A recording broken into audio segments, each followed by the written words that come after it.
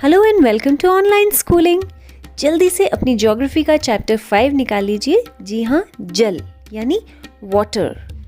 अब वाटर तो हमारे लिए इतना ज़रूरी है कि इसने ना सिर्फ हमारी अर्थ को बल्कि हमें इतना कुछ दिया है कि इसकी वजह से ही अर्थ इतना यूनिक प्लैनेट बना है। इसे ब्लू प्लैनेट के नाम से भी जाना जाता है। आपकी बुक में एक थलशाला दिया गया है आपको, यानी टेरेरियम। ये टेरेरियम कुछ भी नहीं है, एक जार के अंदर आपको 1/4 यानी 1/4 मिट्टी भरकर उसे अच्छी तरह से दबा देना है। उसके बाद एक पतली सी परत ह्यूमस की लेयर डालनी है। फिर उसमें एक बड़ा सा पौधा लगा के उसके चारों तरफ छोटे छोटे पौधे लगाने हैं और बस एक पानी का छिड़काव करना है और उसे ढक देना है। इसके बाद क्या होगा कि जो वाष्पित जल होगा मिट्टी द्वारा और पत्तियों द्वारा, वो संघनित होकर जल की बूंदों के रूप में नीचे गिरेगा, यानी कंडेंस होकर ठंडा होकर वो ड्रॉपलेट्स बनकर दोबारा नीचे गिरने लगेगा। इसके बाद देखते हैं जल चक्र यानी water cycle. Water cycle is one of my favourite topic. मेरा सबसे पसंदीदा टॉपिक है वाटर साइकिल जब मैं 6th क्लास में थी। जानते हैं क्यों? क्योंकि इसमें मुझे ऐसा लगता है पानी बार बार घूमकर वहीं का वहीं पहुंच जाता है। कैसे?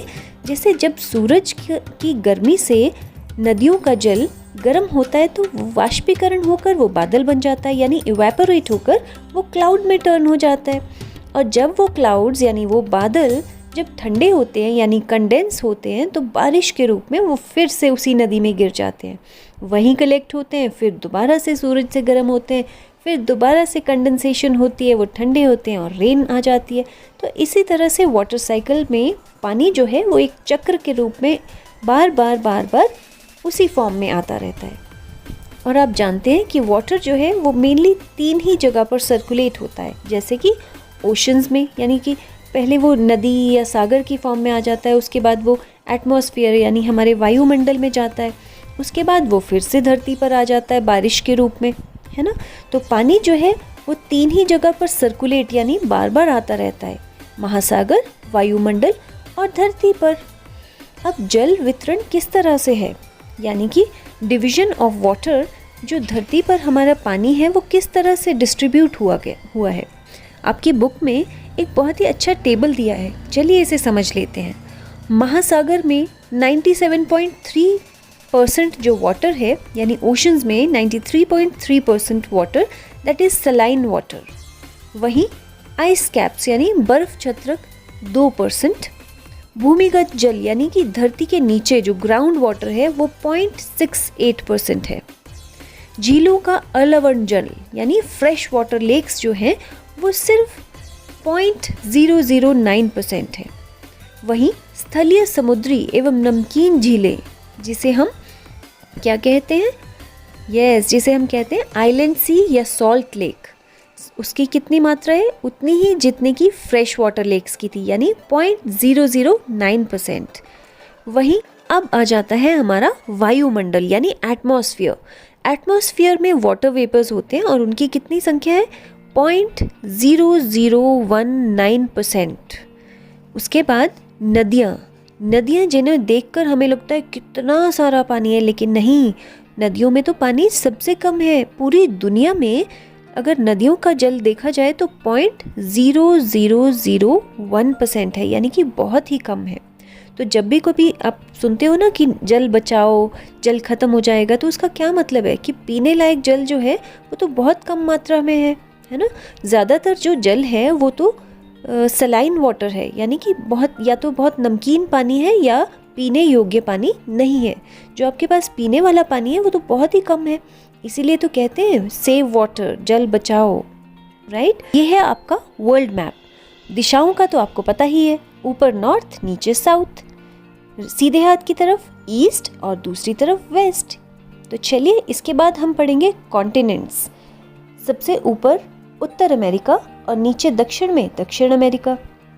फिर अगर हम ईस्ट की साइड आ जाएं तो ऊपर यूरोप, उसके नीचे एशिया और इस साइड फिर सबसे नीचे ईस्ट में अगर हम देखें तो एंटार्क्टिका और एक्सट्रीम ईस्ट में ऑस्ट्रेलिया। ये कॉन्टिनेंट्स आपको अच्छे से लर्न होने चाहिए।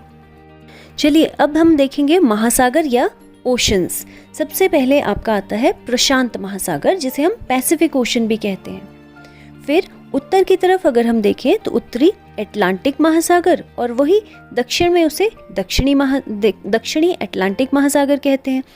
सबसे ऊपर यानी सबसे नॉर्थ में आर्कटिक ओशन या आर्कटिक सागर, और सबसे साउथ में, सबसे नीचे दक्षिणी महासागर या सदर्न ओशन।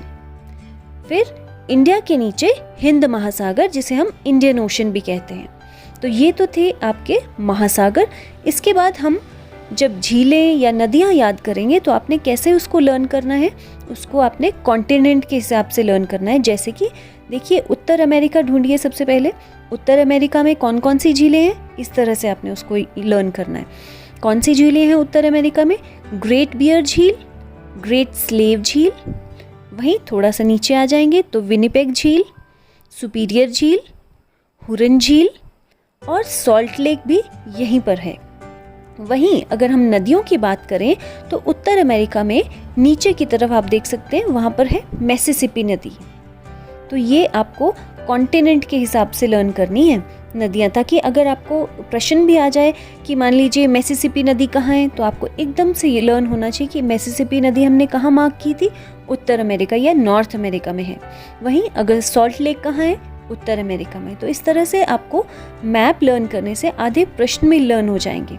तो इस तरह से आपने मैप को लर्न करना है। अब देखिए, उत्तर अमेरिका और दक्षिण अमेरिका के बिल्कुल बीच में कौन सा सागर है? यस, इस तरह आप खुद ढूंढ भी पाएंगे और आपको मैप लर्न हो जाएगा, साथ ही साथ क्वेश्चंस भी लर्न हो जाएंगे।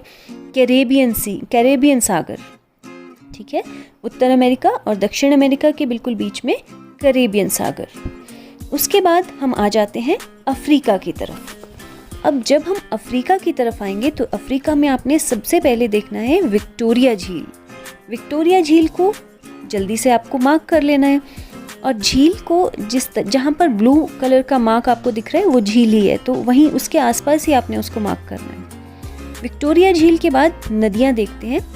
नाइजर नदी ऊपर की तरफ, वहीं नीचे की तरफ कॉन्गो नदी, और सबसे नीचे है आपकी ऑरेंज नदी। तो इस तरह से आपने नदियाँ लर्न करनी है।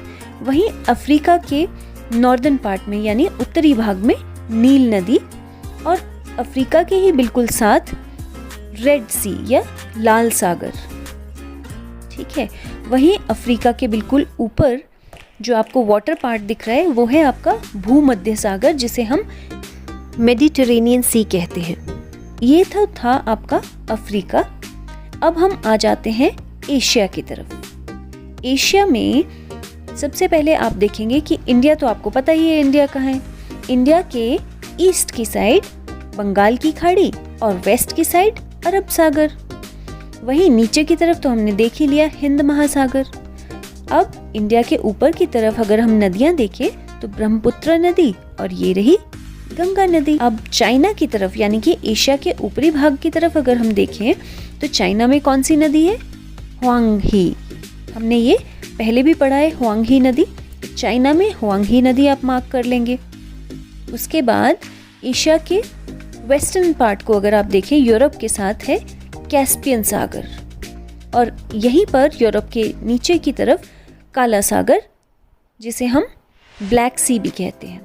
आप ऐसे भी याद रख सकते हो कि ये कैस्पियन सागर और भूमध्य सागर के बीच में आता है। वहीं चाइना के ईस्ट वाली साइड पर पूर्वी चीन सागर, और ऑस्ट्रेलिया में डार्लिंग नदी के बिल्कुल साथ यानी ऑस्ट्रेलिया के बिल्कुल साथ कोरल सागर। तो चलिए, ये था आपका map. Let's have a quick revision.